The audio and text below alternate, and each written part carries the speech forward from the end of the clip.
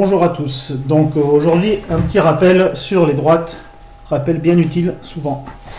Donc on va prendre l'exemple d'une fonction définie comme ça, la fonction f, telle que f de x égale 2x moins 3. Alors quand on a une fonction comme ça veut dire qu'on peut choisir les valeurs de x pour faire toujours le même calcul, à savoir 2x moins 3. Si je prends par exemple x égale 2, petite astuce pour le faire, vous écrivez f de, et à la place de x on met une parenthèse vide, donc je recopie ce qui est là-haut, mais le x a été remplacé par une parenthèse vide. On change de couleur, on met la valeur qu'on a choisie, x égale 2. Donc là, quand il n'y a rien, c'est bien une multiplication.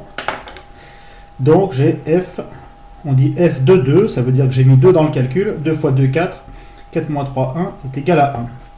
Et une fois qu'on a ça, on peut représenter graphiquement la fonction en utilisant en abscisse le nombre qu'on a choisi et en ordonnée le résultat du calcul. Donc ici, l'abscisse, je peux le remarquer, là c'est x, là j'ai l'ordonnée y. Donc moi, dans mon calcul, j'ai choisi de prendre x égale 2, donc je rentre ici, et ensuite je prends l'étage, le résultat de mon calcul, qui est 1. Donc, j'ai placé un point comme ça ici, dont l'abscisse est le nombre que j'ai choisi, et leur donner le résultat du calcul. Je ne vais pas tout écrire à chaque fois, mais on peut continuer à prendre d'autres valeurs de x. Par exemple, si je prends x égale 1 ici, donc je rentre ici, je veux savoir à quel étage je suis, et bien je fais mon calcul qui est là-haut, en remplaçant x par 1. Donc 2 fois 1, 2, 2 moins 3, ça fait donc moins 1. Donc j'ai un point qui est ici, pour x égale 1. Voilà, je peux en faire d'autres comme ça. Je peux prendre par exemple 0, c'est facile à calculer. Je remplace x par 0, donc 2 fois 0, 0. Et 0 moins 3, ça fait moins 3. Je peux prendre moins 1 aussi, si ça m'amuse. Donc je prends 2 fois moins 1, ça fait moins 2. Moins 2, moins 3, j'ai bien moins 5. Donc là, je ne vais plus avoir de place pour continuer, je pourrais le faire. Puis de l'autre côté, pareil, 2 fois 3, 6. 6 moins 3, 3. J'arrive ici. Et je peux encore faire celui-là, j'ai la place. Donc 2 fois 4 ici. Si je prends x égale 4, 2 fois 4, 8. 8 moins 3, 5. Et donc je peux placer ce point. Et quand on fait ce calcul, on voit qu'on obtient une série de points qui sont alignés, qui sont la représentation graphique de la fonction f, définie par f de x égale 2x moins 3. Alors ici, ils sont parfaitement alignés. C'est pour ça qu'on est bien dans le cours sur les droites, parce que ce type de calcul vous donne des points qui sont alignés. Voilà. Alors, on aurait pu calculer avec 2,5 par exemple, et voir que le résultat faisait 2. 2 fois 2,5 ça fait 5, 5 moins 3, 2. On peut retrouver d'autres valeurs sur le graphique, je ne m'étends pas sur la question. Alors, comme l'ordonnée des points c'est y, souvent au lieu d'écrire f de x égale 2x moins 3, on peut écrire à la place y égale 2x moins 3. Donc ça signifie que l'ordonnée des points, il se calcule par rapport à l'abscisse. Et donc on aura des points qui sont cohérents entre eux, qui nous forment une droite. Et cette écriture-là, y égale 2x moins 3, qui est exactement la même que celle-là, mais celle-là s'appelle l'équation de la droite. Équation parce qu'il y a une égalité. Alors l'idée c'est de retrouver les paramètres importants pour l'équation de la droite. En fait, on va voir que tous les calculs de ce type-là, c'est-à-dire un nombre fois x et un nombre derrière, en plus ou en moins, et bien quand on trace, on obtient une droite. Alors, on va regarder déjà, très facile, où est-ce qu'on trouve le moins 3, qui est là. Ce moins 3, en fait, on l'a quand on met x égale à 0, auquel cas, le premier terme ici, quel que soit le nombre qu'il y a devant, il disparaît. Ça veut dire que quand vous avez x égale à 0, c'est que vous êtes rentré au milieu du repère, et bien l'étage, forcément, ici, vous voyez, on a bien moins 3, c'est le nombre qui traîne derrière. Je l'entoure en vert. Ça, c'est le plus facile. Après, où est-ce qu'on trouve le 2? Alors le 2, on pourrait l'expliquer plus en détail, mais on pourrait regarder, en fait, à chaque fois que x, il augmente de 1, vu qu'on multiplie tout par 2, bien, les valeurs de l'étage, de l'ordonnée des points, elles augmentent de 2 fois plus. Donc on peut voir ça n'importe où. Par exemple, si je me mets sur ce point-là, si j'avance de 1 sur le côté, x, il augmente de 1, eh bien, je vois bien que ma courbe elle a gagné 2 cases, 2 unités, donc plus 2. Donc le nombre ici, c'est celui-là. Donc du coup, il y a un nom qui est spécifique pour ces deux nombres. Celui-là, il va nous donner la direction de la droite. C'est comme un escalier. Si la marche est haute, l'escalier va être raide. Si la marche est très faible, l'escalier va être presque horizontal. Et si la marche est négative, l'escalier va descendre. Descendre, sous-entendu qu'on se déplace de la gauche vers la droite, bien sûr. Donc, ça donne la direction de la droite, ce nombre-là. C'est pour ça qu'il s'appelle le coefficient directeur, le premier. Celui qui est derrière, lui, il vous donne le point de passage de la droite sur l'axe. Puisque forcément, on le retrouve quand on remplace x par 0. Ça annule complètement le coefficient directeur, donc il ne reste que celui-là. Et donc, puisqu'on le retrouve sous le 0 ça s'appelle l'origine, ça c'est un étage, donc une ordonnée, eh bien on l'appelle l'ordonnée à l'origine. Ce qui fait que la forme générale d'une équation de droite, c'est y égale ax plus b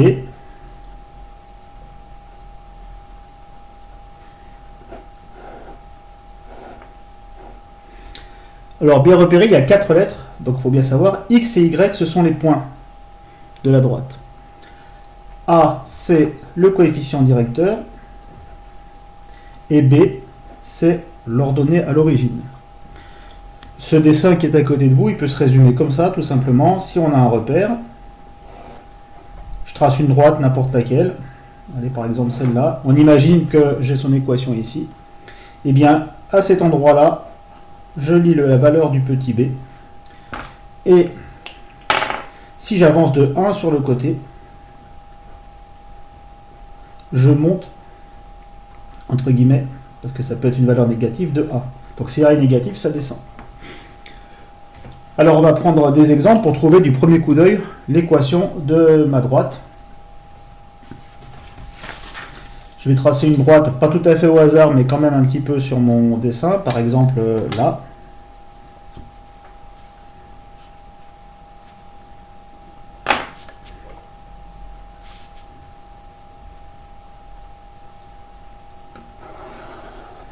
Et bien à partir du dessin qui vient d'être fait, on peut retrouver le calcul de l'autre fonction, donc ce serait une fonction g par exemple, mais quel calcul qui permettrait d'obtenir tous ces points. On rappelle donc l'astuce de tout à l'heure, le plus facile à trouver, c'est l'ordonnée à l'origine, le nombre b. Donc je regarde où est-ce que je coupe l'axe vertical, où est-ce que je suis quand le x vaut 0. Là je vois que j'ai la valeur 2, donc mon petit b, il est là. Et après, pour trouver la pente, il y a une astuce, c'est de dessiner des rectangles. Quand vous dessinez des rectangles, ici, je vois que là, je peux avoir la diagonale d'un rectangle. Ce rectangle, il a une hauteur de 1 et une largeur de 2. Donc ici, ça veut dire que quand j'avance de 2 carreaux, je monte de 1. Donc quand j'avance d'un carreau, je monte de 0,5. Puisque la règle, c'est ce qui se passe quand j'avance de 1. Donc c'est très simple, en fait, on fait la hauteur du rectangle divisé par la largeur du rectangle pour trouver le petit a. Si on a une droite qui a des valeurs, on va dire qui montent rapidement, sous-entendu toujours qu'on se déplace dans ce sens, hein, parce que si je recule, ça descend. Donc on part du principe qu'on se déplace de la gauche vers la droite. Et bien si j'ai une droite qui monte, ça veut dire que mon coefficient directeur est positif. Et ici, sa valeur, ce sera le 1 divisé par 2. Alors, donc ça veut dire qu'ici, mon petit a, il est égal à 1 divisé par 2. En plus, parce que ça monte. Mon petit b, il est égal à 2. Donc le calcul que je dois faire, c'est y égale ax plus b, donc 1 demi de x plus 2.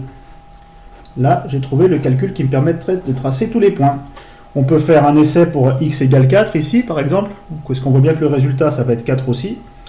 Si je remplace x par 4, 1 demi fois 4, c'est 4 divisé par 2, ça fait 2. Donc ici, ce terme-là, il vaut 2. 2 plus 2, je retiens bien la hauteur 4 que j'ai ici. On peut faire un autre essai à moins 2 ici, par exemple, pour x égale moins 2. Je dois obtenir comme résultat son étage qui est 1. Le point de la droite, il est ici. Donc si je remplace x par moins 2 dans ce calcul, moins 2 divisé par 2, ça fait moins 1. Moins 1 plus 2, ça fait bien 1. Vous voyez que j'ai bien retrouvé le calcul qui me permet d'avoir tous les points que je veux de cette droite, qui s'appelle donc x et y à chaque fois. Autre exemple, puis on ne va pas en faire non plus 3 tonnes, mais on va faire une autre droite, par exemple celle-là. Allez, celle-là. Comme ça.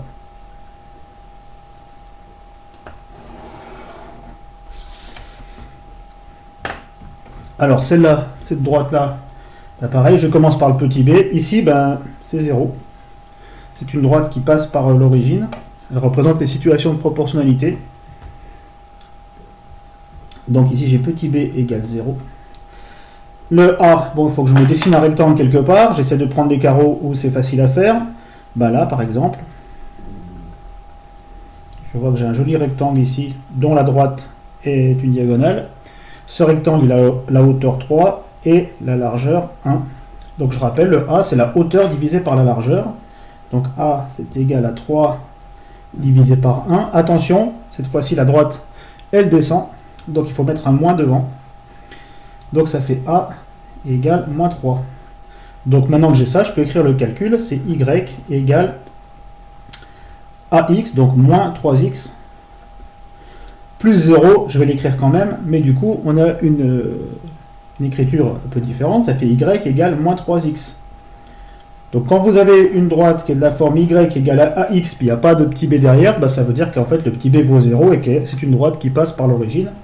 C'est ce qu'on appelle une fonction linéaire. Elle représente les situations de proportionnalité. Si le petit b est différent de 0, ma droite elle va se décaler sur l'axe, et donc c'est ce qu'on appelle une fonction affine. Voilà, mais c'est tout simple en fait. Une fonction linéaire, c'est quand le petit b vaut 0. C'est de la forme Y égale à X. Voilà, donc là ici on pourrait vérifier les calculs, je vous laisse faire si vous voulez essayer. Dernier cas de figure rigolo, c'est celui-là. Je vais trouver une petite place pour le faire là-haut. Le cas des droites horizontales. Donc quand une droite est horizontale, pareil, on va essayer de chercher le petit b. Je commence par celui-là parce que c'est le plus facile à trouver. Ben, je vois que ma droite ici, elle coupe en 4, à y égale 4. Donc, j'ai mon petit b qui est égal à 4. Par contre, qu'est-ce qui se passe quand j'avance de A? Ben, si j'essaie quand j'avance de 1, j'essaie de dessiner un rectangle, ici je peux faire tous les rectangles que je veux, quelle que soit la largeur. Ils vont faire toujours 0 en hauteur parce que ni je suis monté, ni j'ai descendu, je reste à la même hauteur. Donc si j'applique bêtement la formule du A, et bien la hauteur du rectangle, là j'ai dessiné tout petit, mais en fait c'est écrasé complètement, c'est 0 divisé par la largeur qu'on veut. Là j'ai fait un rectangle de largeur 1, alors je vais mettre 1, et donc c'est égal à 0. Ça veut dire que quand on a un coefficient directeur, on va dire une pente qui vaut 0, ben c'est que ma droite est horizontale.